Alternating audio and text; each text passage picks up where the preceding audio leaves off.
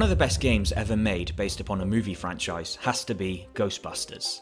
They absolutely nailed it with this one, making for what a lot of people consider to be the third Ghostbusters.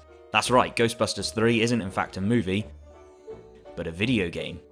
And it makes for a worthy entry to the series, because it knows what makes Ghostbusters special. Sure, it's a third-person shooter with more action, more shooting, and a lot more use of proton packs than the movies ever had. But it doesn't forget the fact that we never fell in love with these characters because they're action heroes. If anything, they're the opposite of that.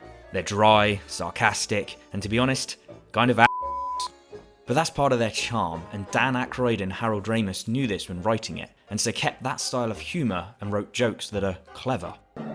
I know the answer, but I'm gonna ask anyway. Is a level 7, whatever, bad or very bad? On a scale of 1 to 10, I would say...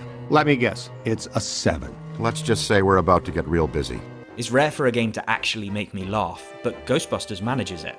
At one point, you fall off a building to be left dangling by a cable, and whereas in other games you'd probably take this opportunity to swing around and do some cool action hero moves, here you're just left dangling like a clumsy window cleaner while a 100-foot marshmallow climbs up towards you. Once again, it's about using science and technology to beat the supernatural and the paranormal. Things are more over the top than ever before, with portals to new dimensions and ghosts that are much more up for a fight, and all this leads to some really fun combat. It's nice to have a shooter where you have to do more things than just shoot at things until they die.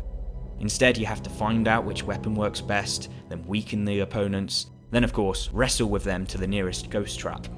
It's unique gameplay that never gets old or stale and can quickly get chaotic and manic, with you having to think on your feet and constantly switch tactics. Yes, you have destroyed a significant section of a 5-star New York hotel in just under 3 hours.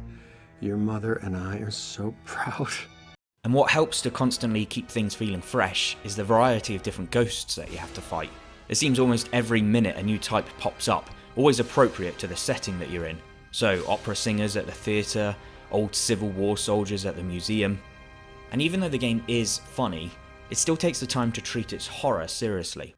Walking around in the dark with your PKE meter out can be kind of spooky, and some of the bosses are given enough backstory so you know about some of the evil things they got up to while still alive, and so why they look and act as they do as ghosts.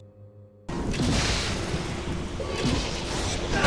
like a good place for slime tethering!